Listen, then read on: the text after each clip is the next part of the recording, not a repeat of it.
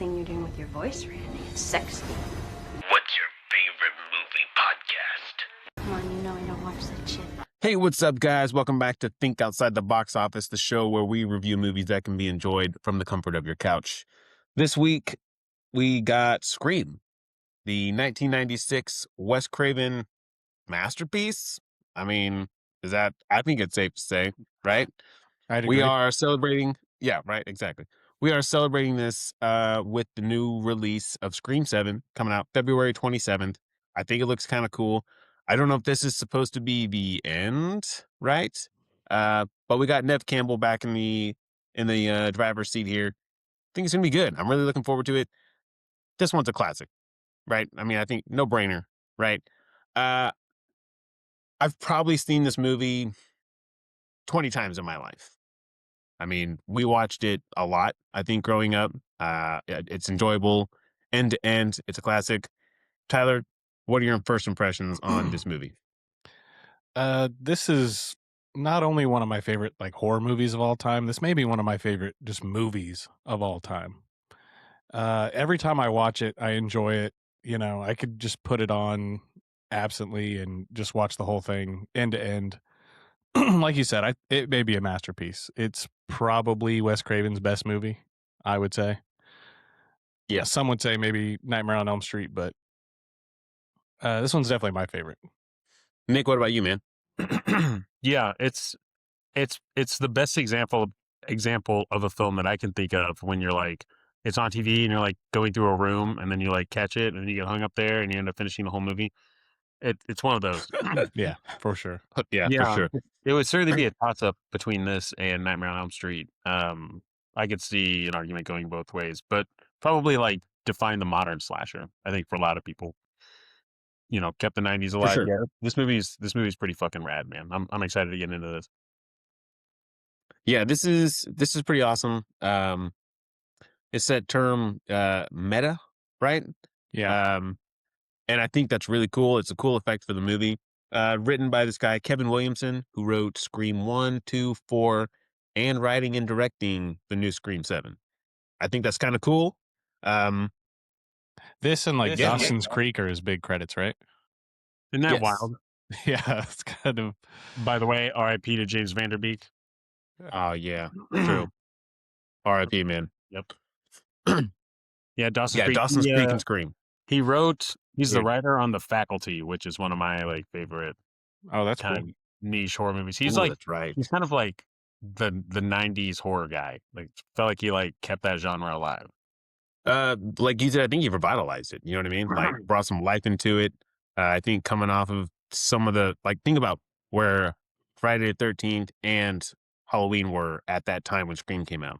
Nothing but the lowest of the low in the entries. You know what I mean? And I think this helped revitalize the genre and, you know, brought some box office money to the horror field. And I think that's really awesome.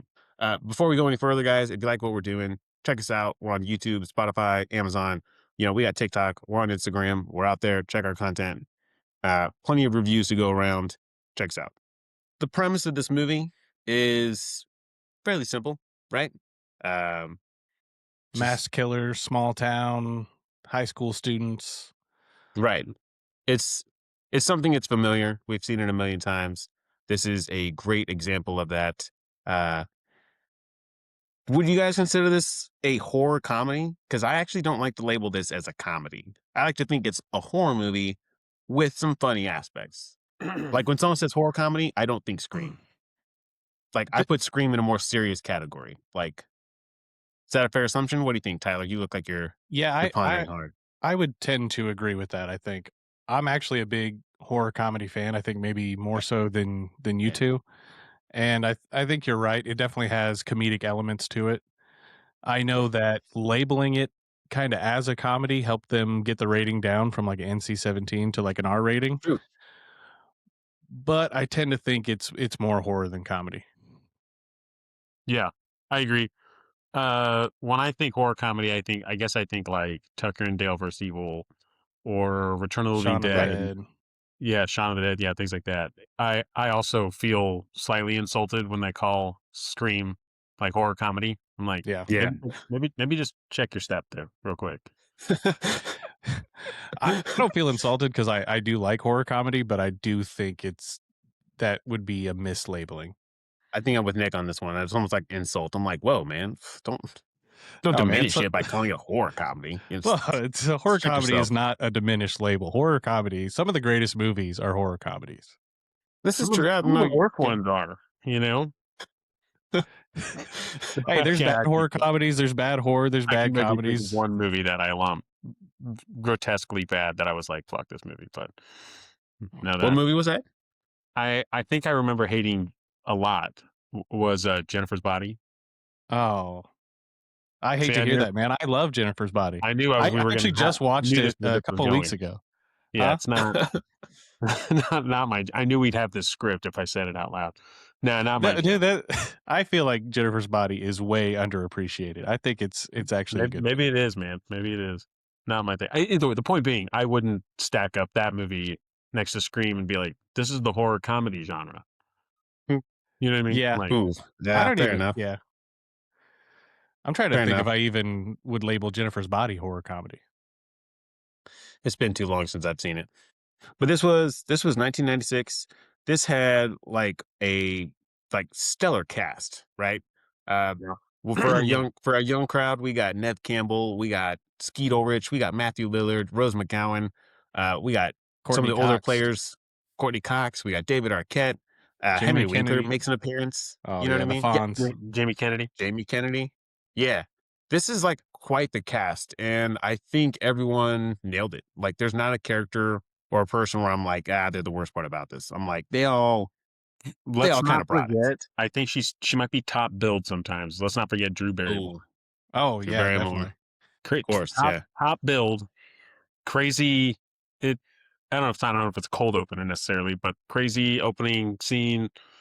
Iconic. Isn't that nuts? She's That's- on the cover of the box. Like, Yes. think about that. She is on the cover, and like in big too. Like, they're all kind of layered back right into the Right. center. She's one of the first ones that's One of like the big big and ones, like yeah. the face.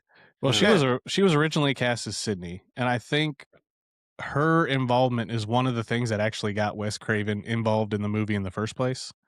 Mhm. When she wanted to take a step back, I think he considered dropping the movie. Oh shit. Yeah, I watched And that then- documentary that Derek sent us, and he was talking about how he was kind of iffy on it. He passed on it a couple times. He credits her being involved, and then some kid at some convention who told him he needs to start making like real movies again. Damn. And then she calls and says she wants to take a step back and she wants to just do the opening. And he goes, well, maybe I don't want to do this. And then it ends Right. up being, to me, one of the best opening scenes of any movie of all time. Like, just that Ye- opening sequence is a good like short film in and of itself. I remember when we first saw this, or back in the rental DVD movie rentals, and we watched this for the first time. I remember knowing immediately Drew Barrymore. Like, I was like, okay, here's our star, and then she Right. died, fucking 10 minutes in or whatever, and I was like, okay, well, I guess that's the only person I knew in this film. So, like, what the fuck? But I imagine that was everybody's shock, right? Like, they kind of posterized her all over the film for it and stuff. Yeah. And, like, it's Drew Barrymore. This And is a everybody Drew goes to see Barrymore it, movie. Guess who dies first? Fucking Drew Barrymore, or second if you count Steve. But Kind of a risky like, move. it is. It's certainly right. Like, Yeah. there had to be people who were like, now the internet would like spoil all that and we would know, probably. But like, For sure. Oh Yeah. yeah. back then, that's crazy. Speaking of spoiler culture, I saw something where Skeet Ulrich, who I think it's kind of well known that like he was just kind of like grabbed for this movie. Like, they were like, Mhm. we don't even know this guy, he hasn't tested, but we want him.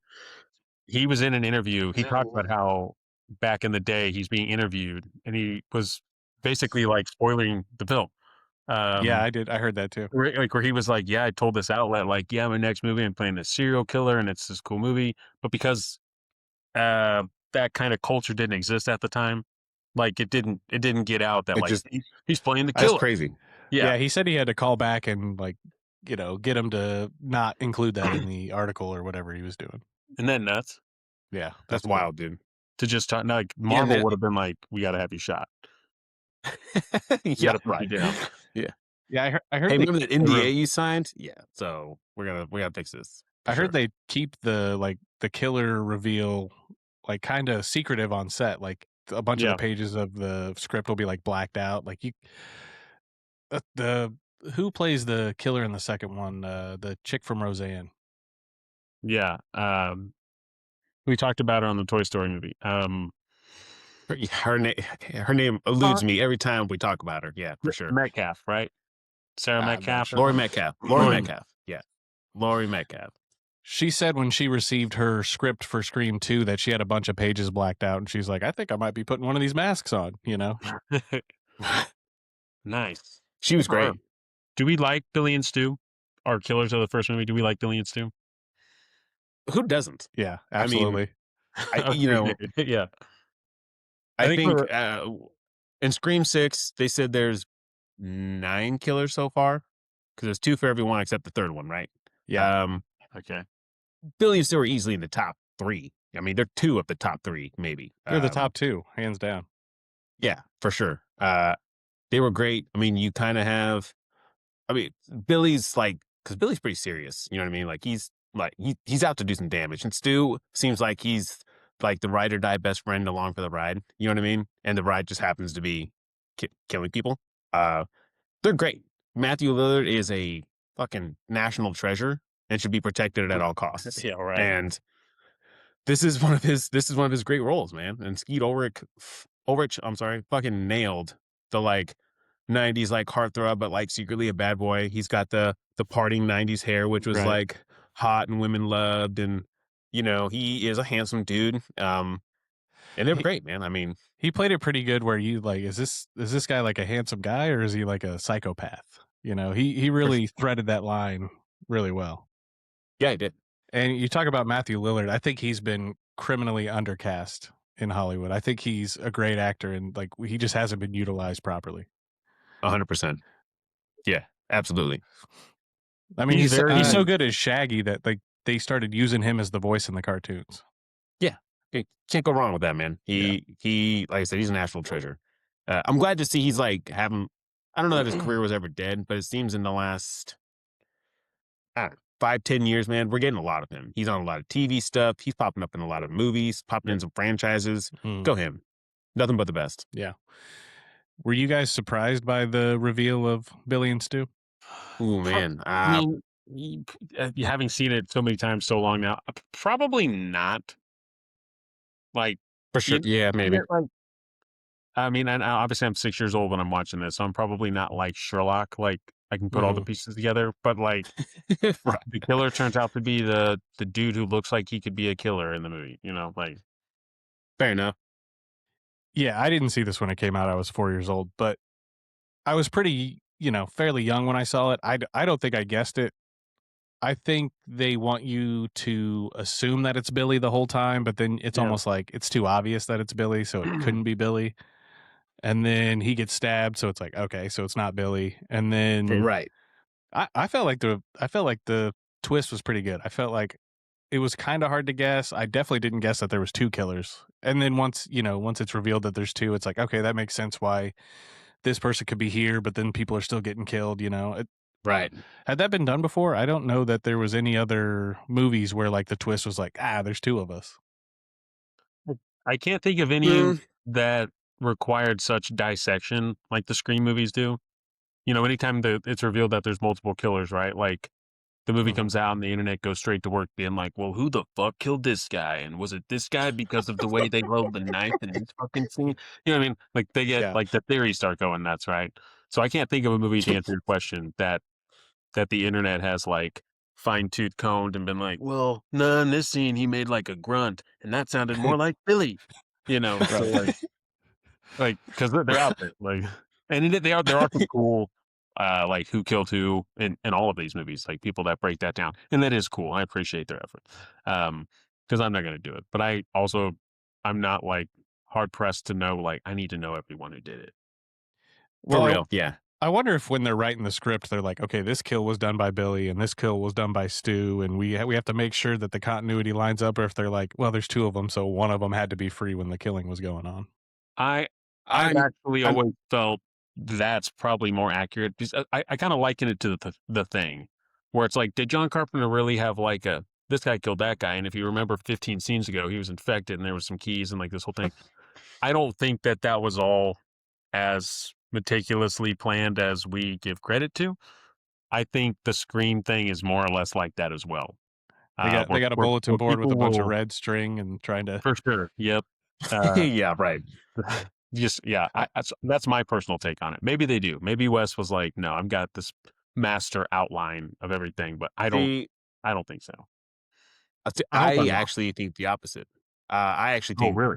they probably had like some kind of master design of like, okay, you know, Stu kills Steve, you know, then it's Billy is the one that killed her and like, or, you know, whatever. I actually think they probably have that sorted out because they don't have to, if they can't Sherlock Holmes and drop a bunch of clues for us, but they probably sprinkle enough to like send people alluding it that it might be this guy. Like we said, we're thinking it's Billy. Oh shit. Well, he just got killed. Well, who the fuck can it be now? Like, you know, guess it's Randy. Oh no, wait, it's not Randy either. You know, like I think it's how they set it up. I think they probably had a like Blueprint. master design plan or whatever, you know. It could be somewhere like in the middle where it's like, okay, and for this kill, we know that Billy is here, so it has to be Stu. But then for like Henry Winkler, it's like could be either one of them. Oh, absolutely. So Yeah. some of them where we need one guy to have an alibi, and the other one we need this guy to have an alibi. But then for some of them, it's like, well, it could be either guy. Or one guy to have an alibi and the other one, you know, we don't know. You know what I mean? Like there's got to be some illusion.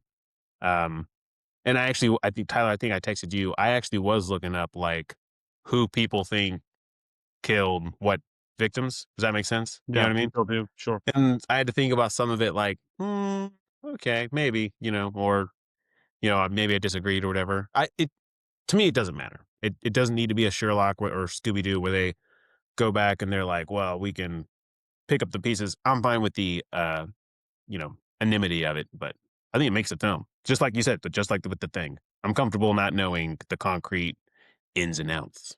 There definitely is some like telegraphing like early on in the movie where Stu's talking about how to gut someone and Billy's like, hey, knock it off, jackass, you know. Yeah. Gives him that It's look called like, tact buck rag. yeah, you're giving away the game. Yeah. Do you guys think, now we've seen this plenty of times, like we've said, do you think going back, like Tyler said, I think the signs are there. Like, I mean, the water fountain scene, which I think is a scene, Tyler, you're talking about where Stu's talking about. I mean, looking back and knowing what you know, it's like you guys are almost loud about this. Like, you know, maybe it's supposed to be that way. Maybe it's not, you know, but I think there's some signs like even the interrogating Randy at the video store. Yeah, Dude, that's Billy another one for sure. absolutely Billy absolutely has killer written all over him. You know what I mean? And Stu picking Randy's brain, you know, and different. I think the signs are there. I watched a video where it like broke down like every clue in Scream, and like one of the clues was like they wear black boots. It's like, all right, anyone could put on black boots when they're about to Yeah, go right. murder someone. Yeah, for real. Right. Yeah. It's like if I'm Black gonna frame boots, black someone, I'm jeans. like looking around. I'm like, okay, those two guys, they're wearing black boots. Guess what I'm gonna be wearing when I'm killing this guy? Hey, what brand of boots are you guys wearing? And when you mentioned the water fountain scene, that might be my favorite scene in the whole movie. I was Is about to ask what your guys' favorite scenes were. So that go on, first Nick. day of school after that's the next day after Casey and Stu get killed.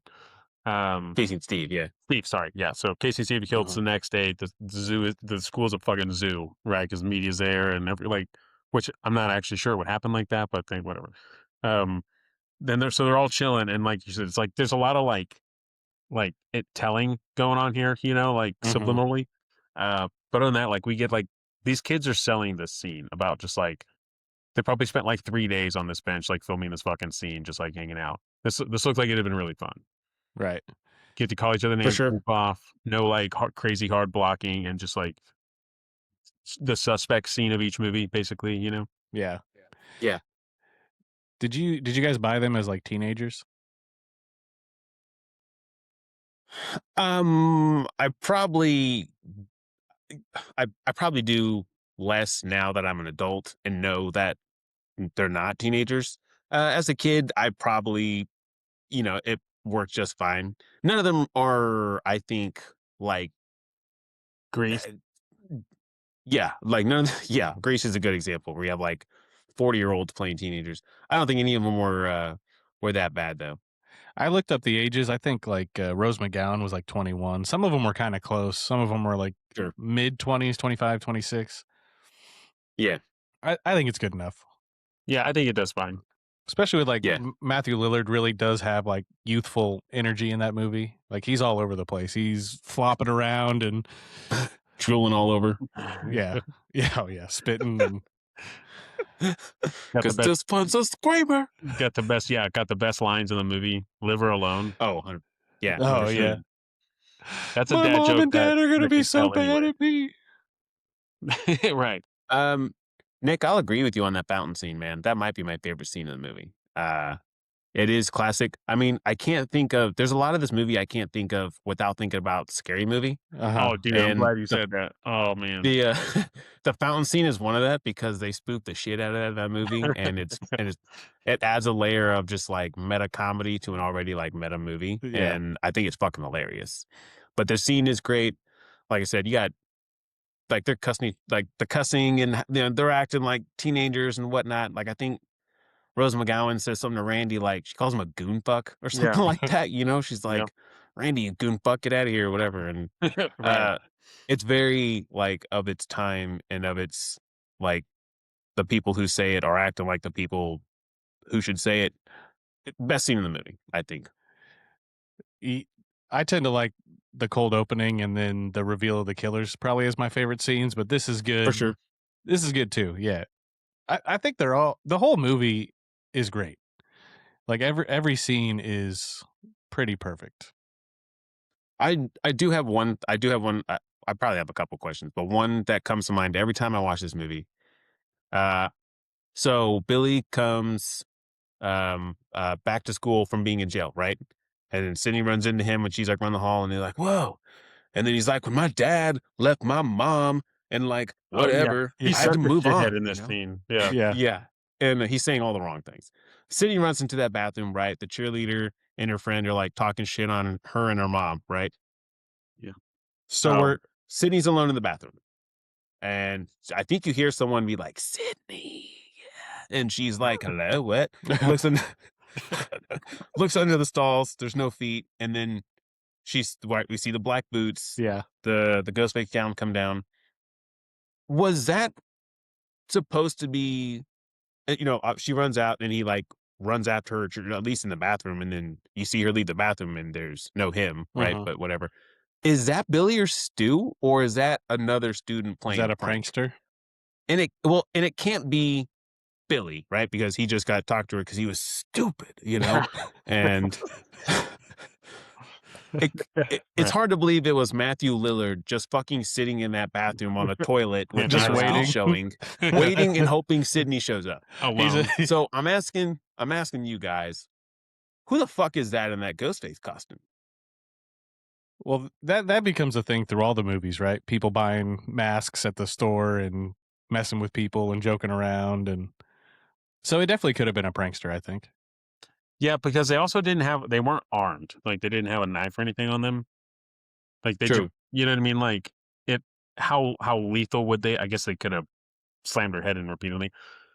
Yeah, I assume it's a prankster, and I think there's other videos that also make that assumption, but it sticks out certainly as like somebody camped in there. Somebody went in there before her, waited for her, but then also would have had to hear those two chicks just talking shit in there and just been like, hurry the fuck up. Like, plus, if Sid's not alone when he goes in there, like, is he just like, I guess I'm hanging out longer. I gotta wait till they. Yeah. How long has he been waiting, and how Yeah. long is he prepared to wait? Surely, like this guy's missing class. Like, Maybe it's Also- just opportunist. They got like the gown in the backpack, and they're like, "Oh shit, she's in here! She's in here!" Pull the legs up, start Right. putting the gown on. Also, that bathroom was hella dirty, dude. Like, what's up with girls? Come on, guys, keep your bathrooms clean. That was unhygienic. Yeah, There's we're paper just- towels everywhere, man. Hey, well, you I was saw like, old damn. Fred out there scrubbing the floors, you know. Yeah, right. Yeah. He's like, fucking shit. Which which leads me into my next question. Do you have a favorite kill? That's Probably Tatum. yeah, Tatum's the one that stands out, I think.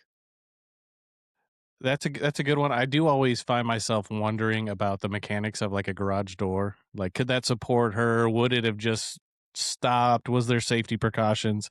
I'm like thinking about my own garage. It's like if you know who puts a doggy door in the garage kind of thing. I kind of wondered that too. I was like, it's not something you see a lot of. And I was about to ask you when you were talking about it, Tyler. So yours doesn't have a doggy door because mine does not. No, definitely not. Yeah, That's got to be so. Well, that's something that if you have a dog, you may install. And also, where's Stu's dog in this movie?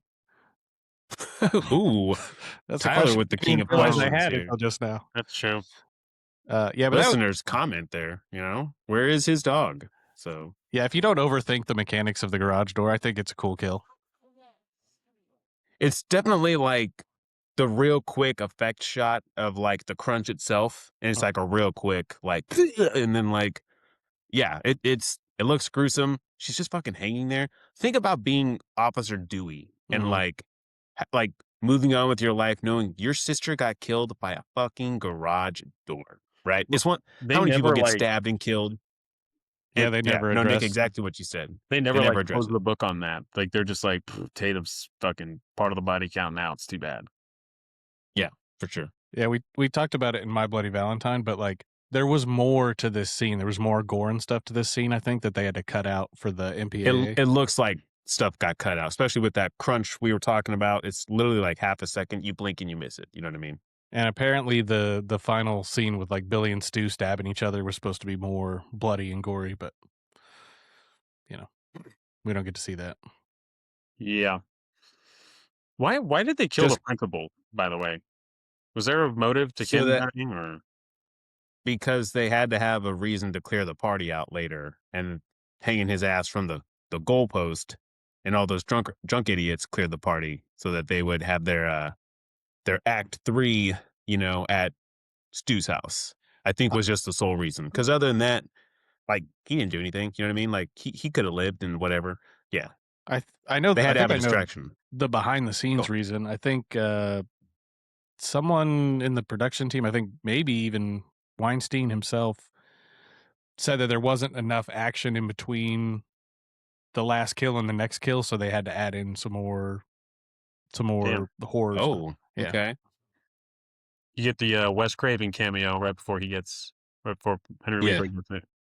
Super cool. Yeah, which I was like, wearing the old Fred shirt, I think he calls him old Fred. Yeah. So he does. Yeah. My guy. Not you, Fred. Yeah. Yeah, not you, Fred. What'd you call me? Right. Not you, Fred. Yeah. It's like little shits. Boy, that's a no fuck around principle, by the way. So he gets those kids in the office wearing the mask. He's got like 6-inch steel scissors, and he's like, "Fuckers, dude, wearing this shit around here. Yeah, you're expelled."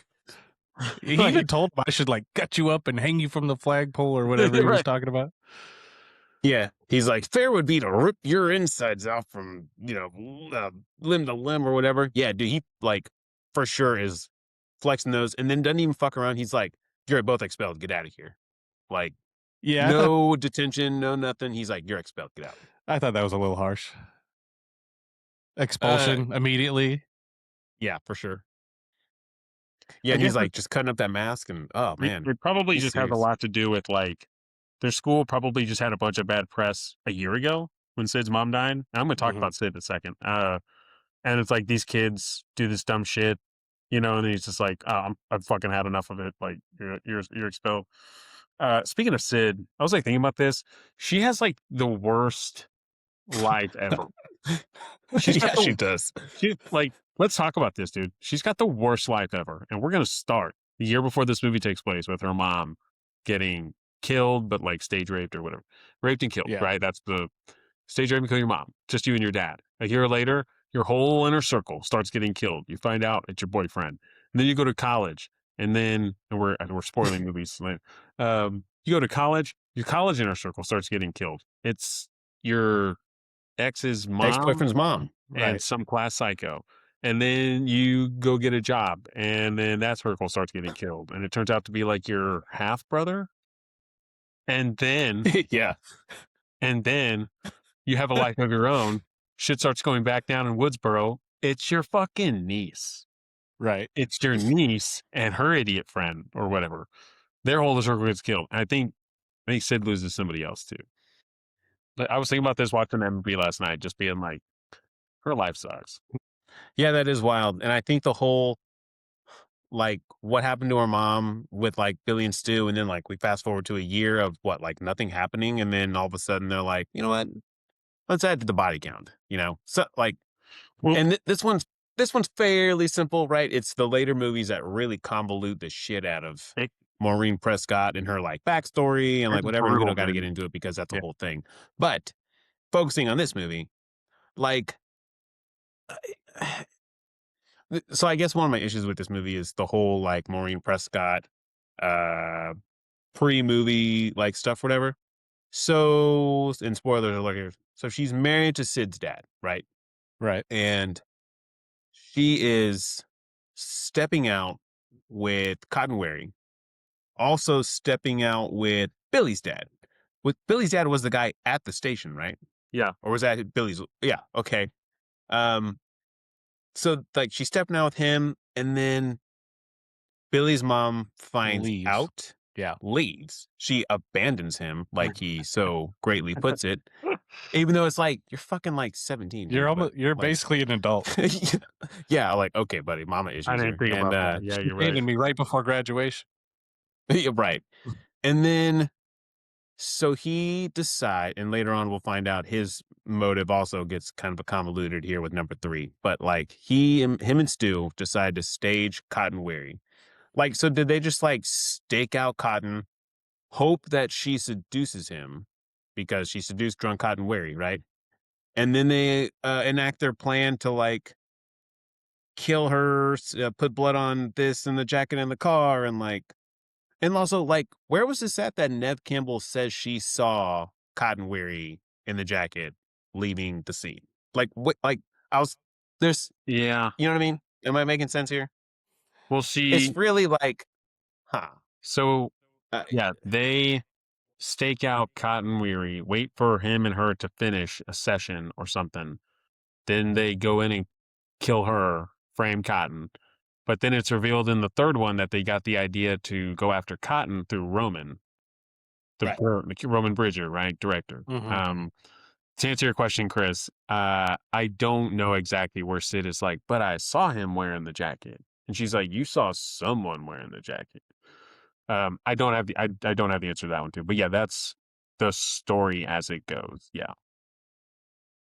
Because think about, if Nev Campbell's the only witness, they would have had to have planned out her seeing him. It couldn't have been like a. I mean, I guess they could have used it's Cotton's jacket in the car, and even without a Dale even witness, said it was her sole testimony basically that put Cotton away. So Right. probably they did. Like, and that's why it was the jacket, right? Like something that's kind of you don't need to, like Easily identifiable. yeah. Yeah, so that's the plan, yeah. And Maureen's whole like story goes from suck to suckier. And like every time you find, especially in the third one, like I'm just like, God damn, can we leave her alone? Like she's dead now, guys. Jesus Come on, Christ, leave yeah. her alone.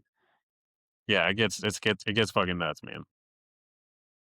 Yeah, and then like, do you think when they killed Maureen, were they like? Do you think he was like satisfied, or do you think they already had the idea of like, yeah, here in like a year, we're going to really start butchering the fuck out of people, like include like, and why does he take it out on Nev Campbell? Like, it's not, she don't control what the fuck her mom did. She didn't even know what her mom did. She was in denial. But apparently half the town fucking knew she was strutting her shit and flashing her shit all over town or whatever. Everybody like, but her husband, I guess. even Tatum's like, well, you can only hear the rumors so much before you believe them or whatever. Like, Nev just lived in like some kind of like fantasy disbelief or whatever. Also, the husband looks like a really nice dude. Why would the mom cheat on him? So sad. Yeah, he's just like, I got a fucking meeting tomorrow, and so be safe. You sure there's no fucking screaming? Okay, cool. Yeah, Yeah, he's a chill. Yeah, he's a super chill dude. Yeah. yeah, for sure. What do you guys think of the song that everyone ties to this movie? Red Right Hand, Nick Cave and the Bad By- Seeds. This song is awesome. Yeah. Yeah, it is. I agree. Feels good every Okay. time you hear it in the movie. You're like, there it is. Yeah, I agree. Yeah. Oh, for sure. Is it in all of them? I feel like there's one that Mm, didn't play it. It was It wasn't in 5. 5 or I think it was I think- 5 that it wasn't in, but I think it's in 6. Yeah, I think Okay. so. Um, Yeah, I'm sure it'll be because in I 7. think yeah, it just feels good. Lets you know you're home when you hear it. And you're like, yeah, back amongst for my real. people. I was gonna say there's that song, and then there's like this like dramatic sound when like it's always on the phone with Ghostface when he like kind of like Yeah, I know what reveals to you're talking about. them that it's not what they think, right? You Yeah, know, like yeah. when Drew Barrymore's like, where are you? And he's like, your front porch. And then it like there's like this like Sound I don't effect. even I can't even make the sound effect, right? Yeah. But you guys know what I'm talking about. There's Yeah, I like know this what you mean. dramatic sound effect when she like turns and is like, what? Like, Yeah. what'd you say? And that to me is like when I hear that, I'm like, oh man, dude, okay. Like, because imagine being on the phone and he's Right. like, your front porch, and I'd be like, I'm sorry, what'd you say? Did you Are we good? use my front porch? Like, what the fuck? Like, and then I'd be shitting. You know what I mean? Like the sound in this movie is like next fucking level. The soundtrack is great. The little like Woodsboro theme that plays when it's like showing shots of I think it's Woodsboro, you know, is it like Marco Beltrami on the score. it is. I He does, believe so. he Yeah, does and I think he awesome. did. I think he did all of them except 5 or 6. I think Brian Tyler or something did 5 and 6. But the sound in this is next level, and it like when I hear that, I'm like, oh man, ooh, Even that's hearing like that style of telephone ring in the real world now, that's what I just Yeah. immediately think of right. Steve Scream. Scream. Also, I was thinking about this. Casey Becker doesn't do it. Drew Barrymore. She doesn't like go out of her house like on the phone looking like being like goaded out there. Nev Campbell, he's literally like, I'm whatever he says to her first. Like, I'm outside or wherever he's at. She's like, okay, well I call your bluff, and like just strolls out there. Nope, not doing that. Yeah, for sure. I'd be like, She's no, brave. you're not. Also, I know it's the '90s, but I still feel like people lock their doors more than this movie portrays. It's the middle of the night, and people are like, I better lock up now. Yeah, it's a small town. My door's maybe not always locked. I They've don't already know. had a murder. Like Oh Sid yeah, for that's sure true. should be like locking her doors. That's true. She should be a little more guarded than she Come is. on. What do you guys think of the costume? Like, what do you guys think of that? Like, that's something so simple, and maybe if Scream wasn't done the way it was, could probably be chalked up into almost cheesy. Like, it could definitely have gone the other way. You know what I mean? Because like the costume's great, the mask is awesome, it's super iconic, right? I mean, how many ghost faces you see walk in your neighborhood on Halloween every year, right? I mean, Yeah. and they've done a bunch of cool effects with it, but like it has like the kind of black fabric like hangs down. You know what I mean? It's something it's weird seeing a killer slip on the costume, right? Like think about Michael and Jason and Freddy, right? They wear that shit 24/7. So like I think the costume is super cool. I don't know. What do you guys think about that? Nick? Yeah.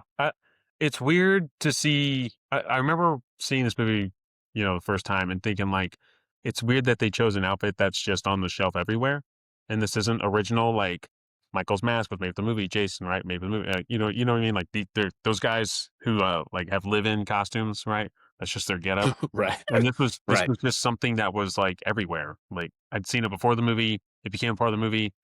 Obviously afterwards it becomes Ghostface, trademarked or licensed or whatever. But I thought that was interesting and it worked. But I think now it's also hard not to chalk up to like a scary movie. Like what like Ooh. like there's still like that You- want to do that. But yeah, it does fine, and I think it's earned its place in its like iconic status.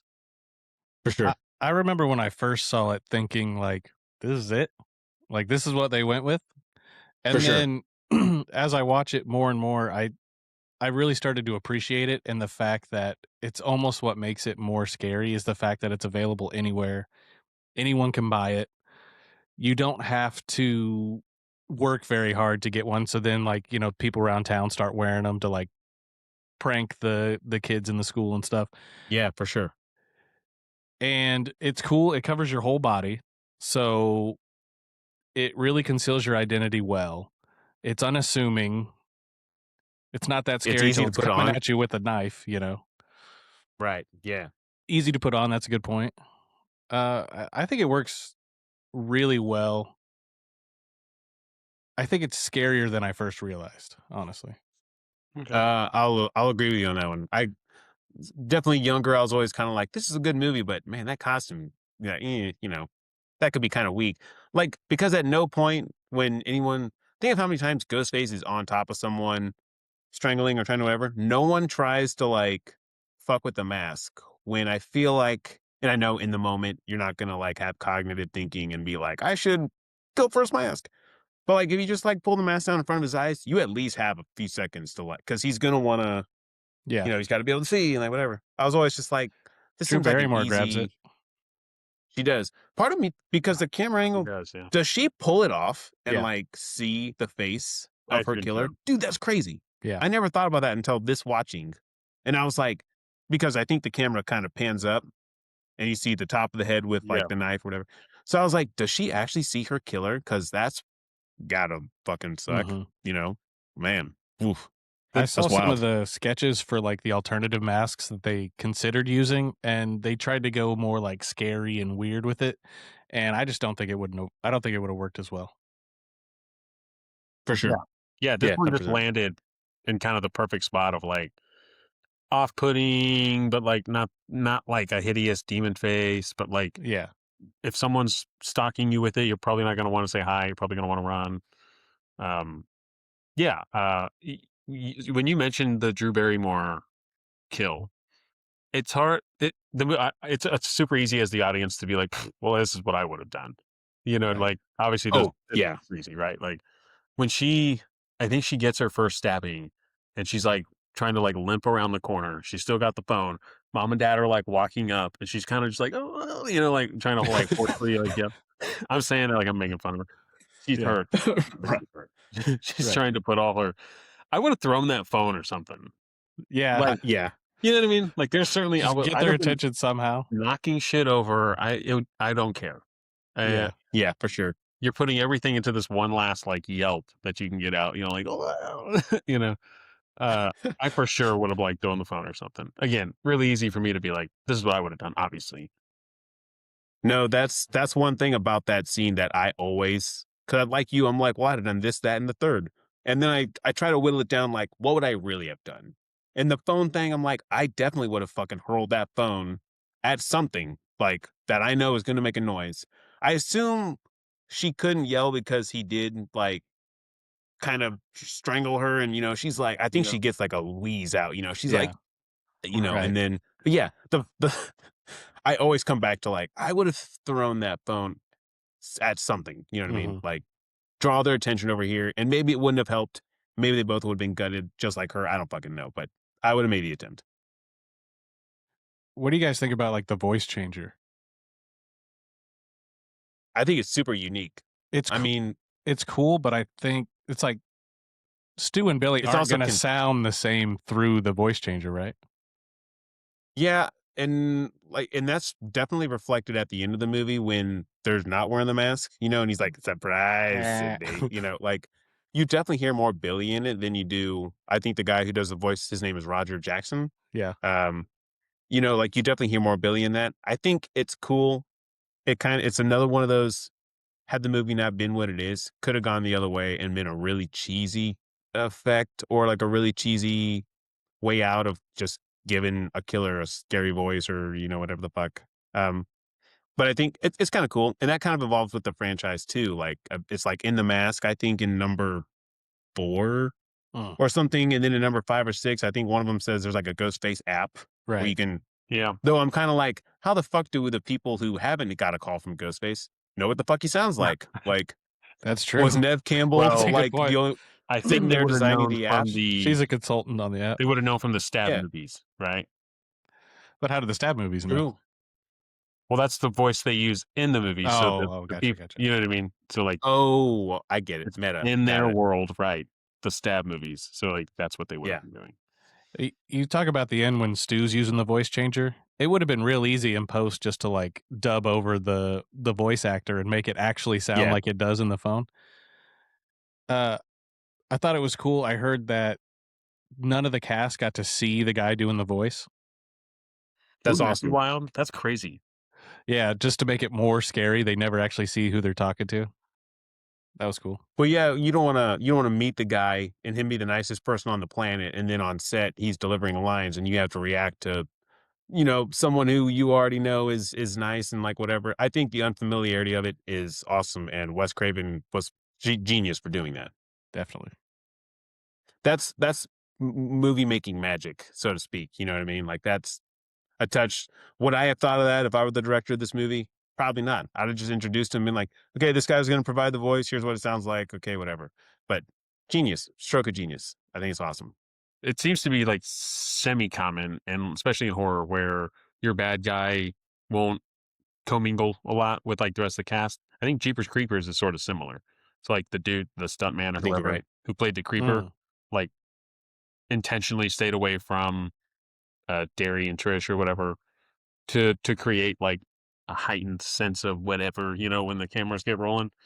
So I can respect Right. that. I guess as long as you Yeah. don't catch any stories of them being like too method or something and like, yeah, he's a fucking asshole, like Yeah. he rode the He's like a, way other side of the line. he was actually biting the cast members that he's supposed to be eating and shit like For that. sure. They're like, Yeah. what the fuck? Yeah. Okay. I was gonna say, so in these movies, in these Scream movies, and I know it kind of starts with number 2. In the Scream movies, in their world, they're making movies based off of Gail Weathers' books, which are based off the events of the movie, right? And this Mhm. movie franchise is called Stab, Yeah. right? Yeah. I think that's super cool. And it's a cool title, just like Scream is like a one word, S starting with S, you know what I mean? Like Stab is the same way. I just think that's super cool. And the fact that you even see some of the footage of the movie and it like reflects Yeah. fucking like scene by scene what happens in the first one. You Like know what I the mean? Like I think that aspect is super, super cool. Yeah, I love the opening of the second movie where they're in the theater and everyone's like playing along with the movie, and Yeah. Yeah. it actually like disguises the kill because nobody thinks that it's real because they're all watching the same horror movie together. That's Right. definitely Right. really cool. The movie within a movie aspect is really awesome. The commentary on like how many sequels the Stab movies have got, which the Scream movies are approaching that number as well. I think it's kind of funny. Yeah. Like the Yeah, thing that they were making fun you're of right. in the earlier sequels is actually like coming true, and we're getting to Scream 7. How long before we're like at Scream 10? Ghostface on Mars or whatever. There's time travel in like number 5 or Yeah, something. And yeah. then yeah, that was cool. It's certainly one of the best like running gags of the whole franchise. Is like Scream 7's coming out. You can expect them to talk about Stab 9 or whatever they're in their universe. Yeah, it's certainly one of the coolest elements that they introduce and all that. There's a lot of like meta commentary on like scary movies, and this is like a scary movie where the killers are basically putting you in a scary movie. I was kind of Yeah. thinking about other genres and like, would it be possible to have like another kind of movie like this in another genre where you're like almost like trapped in that kind of movie? And the only example I could think of was like Hot Fuzz, where like Danny's like super obsessed with like cop movies and buddy cop movies, and Oh, then by yeah. the end of the movie he's like living a buddy cop movie. You know what I mean? He's doing all the stuff that he has been asking the other cop if he's, have you ever shot your gun in the air and gone and have you ever been in a car chase? And then by the end of the movie he's doing all this stuff. I couldn't think of another example where this same concept would work. Did you guys watch the show Community? Joel McHale's Yeah, Community? I've seen it. Okay, so is his name Abed.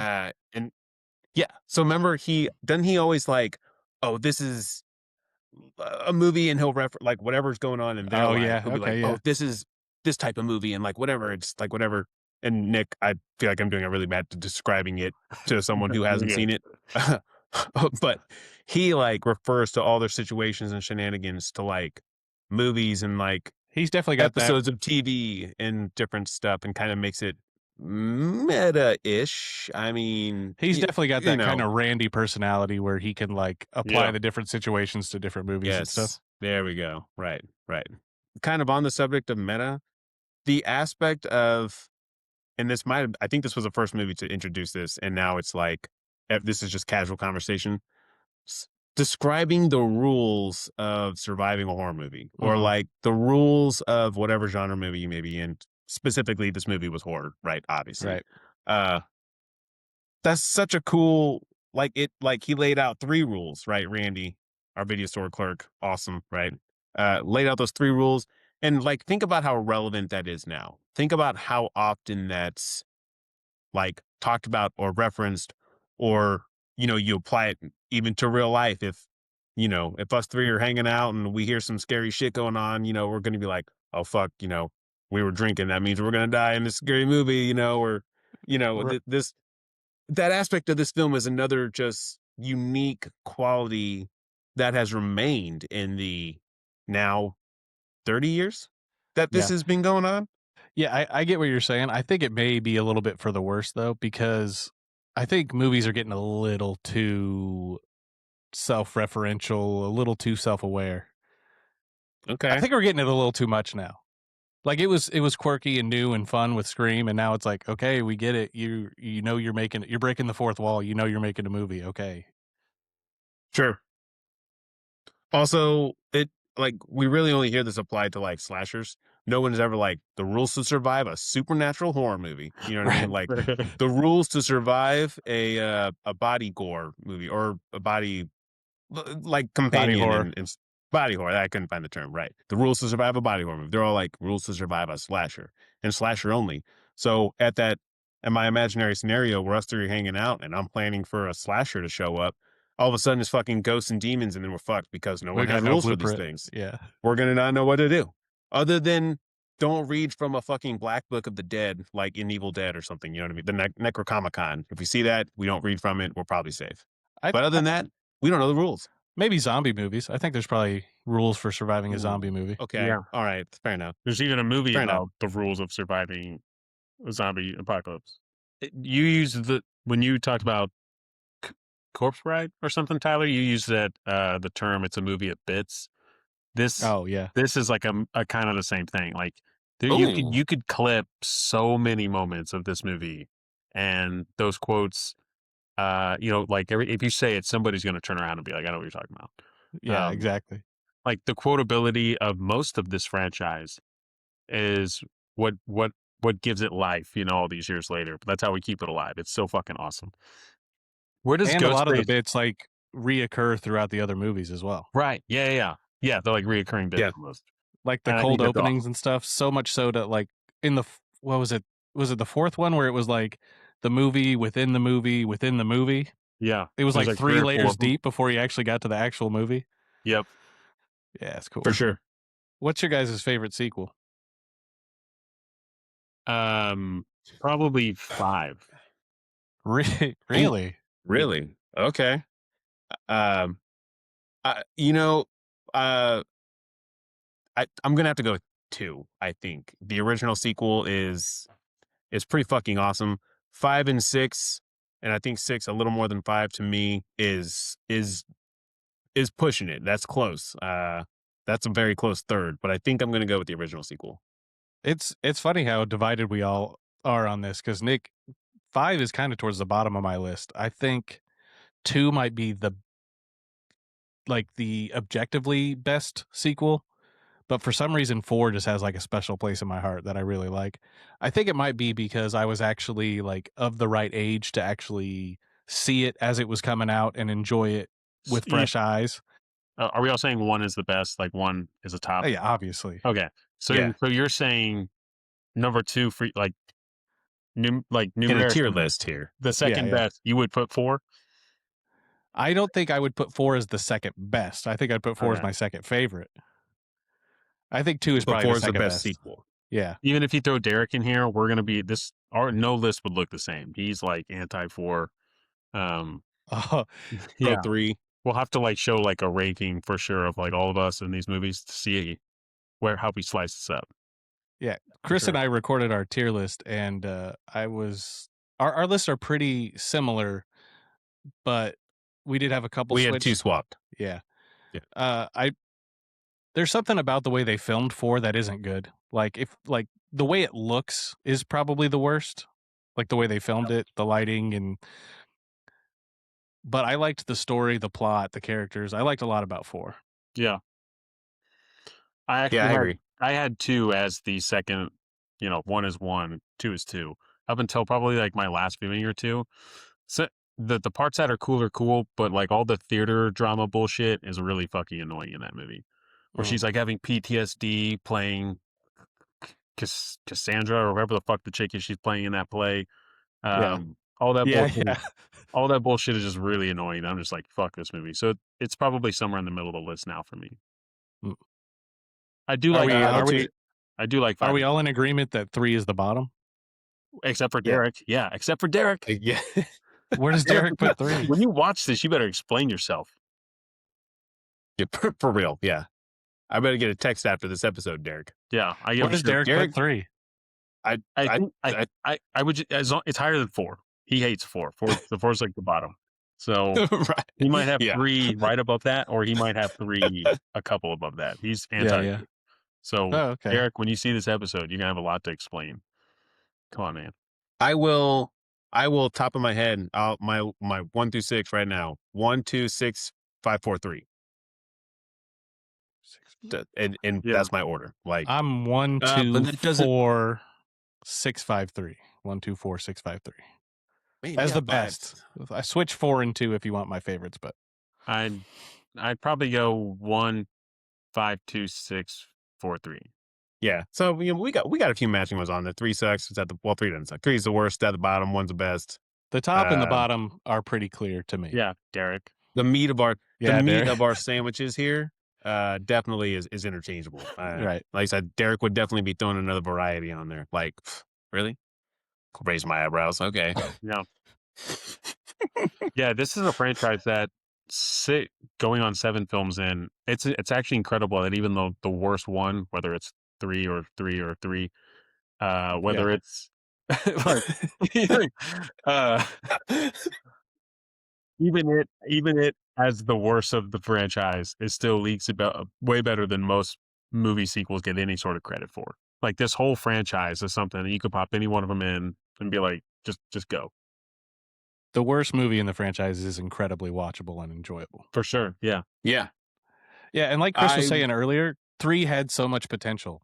Being set on like a movie set was like genius. I don't know how they couldn't stick the landing on that one. No. Yeah. Nick, you talked about it, but I was just about to ask, like, or not, I guess not ask, really just state, right? We're going on 7 movies, so 6 out that are watchable right now. Can you think of another franchise where 6 movies deep and all 6 are A, watchable, and B, rewatchable? You know what I mean? Like, one, now I do have an opinion. I can watch all the Jasons, I can watch all the Freddys, I can watch all the Michaels. Does that mean up to 6, every single one of them are good? Sure shit, nope. You know what I mean?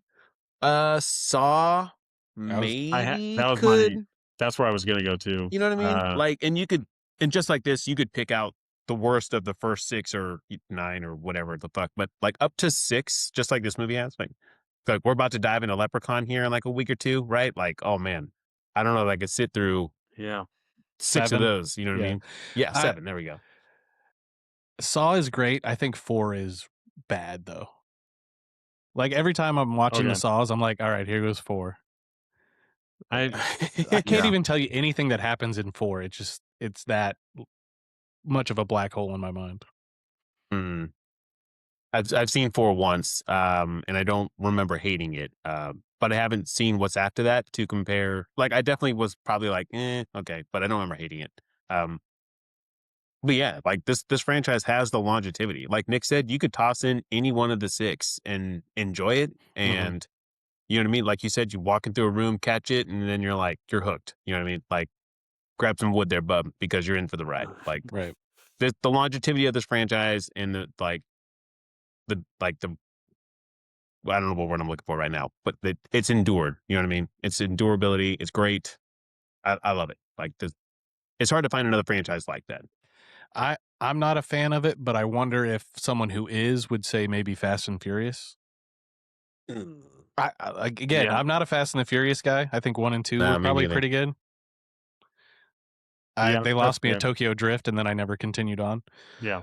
But there are some real diehard fans. Yeah. I mean, other than anything else to mention breaks the trend a little bit, like you could be like Harry Potter.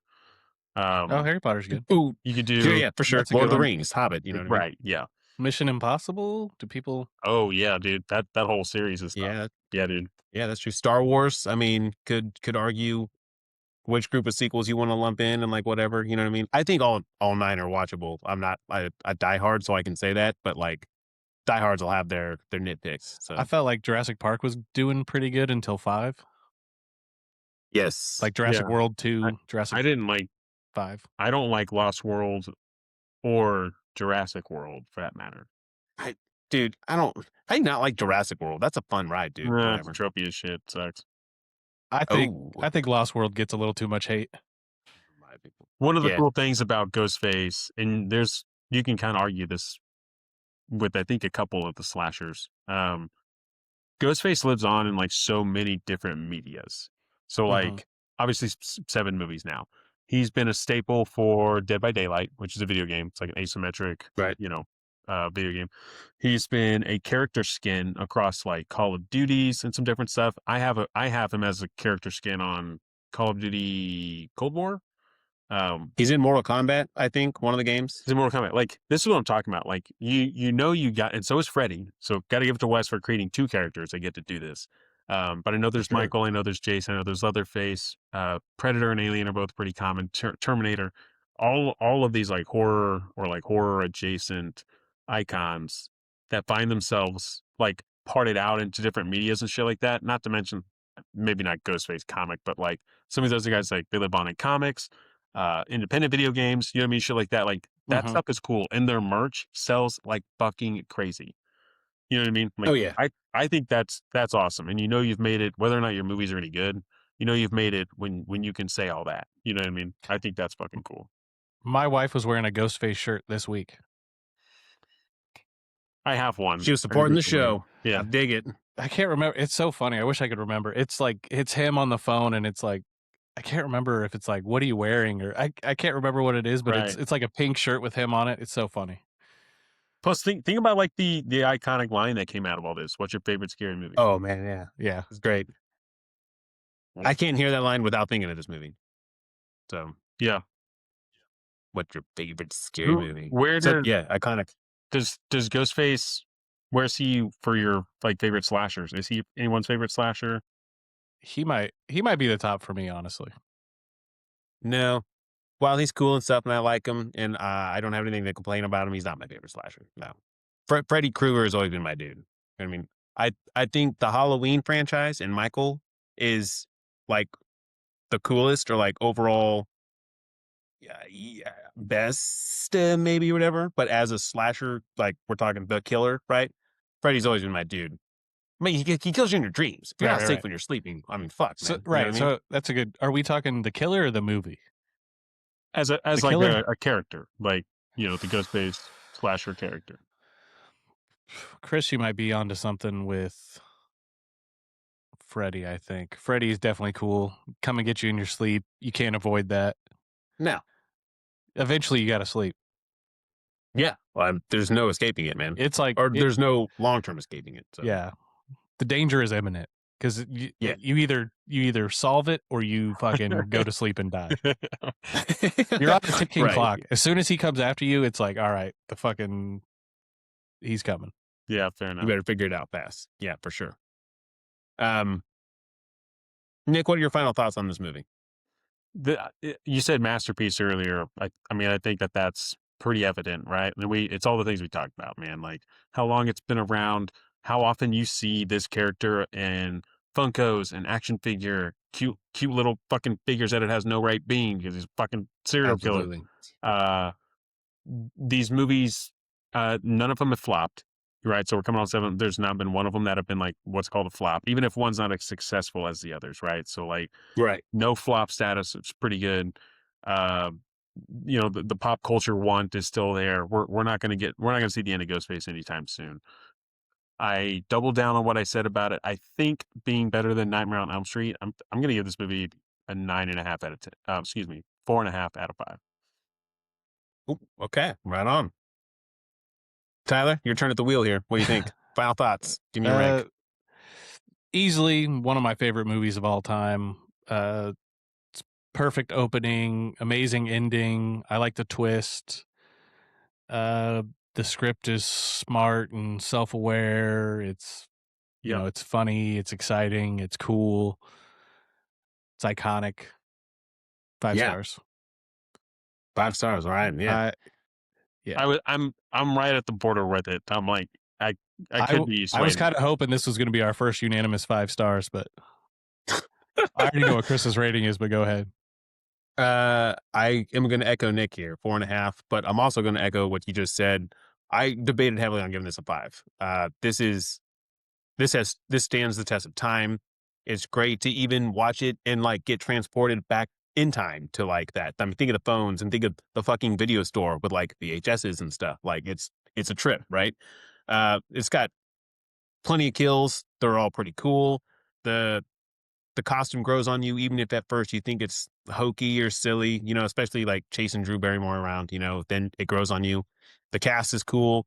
There's one-liners out the ass on this. You know what I mean? It's, you know, it's there. This is stood the test of time and it's great. 4.5 easily. Yeah, I debated heavily on giving it 5, Tyler. It's just I was like, am too, yeah. you know, I don't know that I can. I don't know. I feel like I've been giving too many 5 stars out, but we've just been watching great movies. I can't help it. I gotta nothing wrong go with with that, my heart, you know. And then I looked on Letterboxd and I was like, obviously Chris gave this a 5. You know, it's 5-star Chris, dude. And then I saw the 4.5 and I was like, god damn it. 5-star Chris. For sure. Yeah. Oh, yeah. Sorry. If this was in October, maybe I'd give it 5 easily. So. Oh you yeah. know. All right. But viewers, this is a fucking fun ride, man. This is just next level fun. It's so self-aware. It's so catchy. You find yourself quoting it. The cast is great. Everything about it is great. Guys, how did you end up watching this? Well, Tyler, I guess we watched it on your Plex server. I believe this is on Paramount Plus. It is or on Paramount. Peacock. Yeah. It's on Paramount. Okay. I own the collection on DVD. You know, it's a staple in my horror genre. I think most horror fans have at least the first one or the whole franchise in their seminal collection. You know what I mean? It's a horror staple, and you should think outside the box office on this one. Go watch these so that you can watch number 7 in theaters. I think it looks really cool. I'll definitely, hopefully, check it out. And, you know, just think outside the box office, and we'll catch you next time. We'll be right back.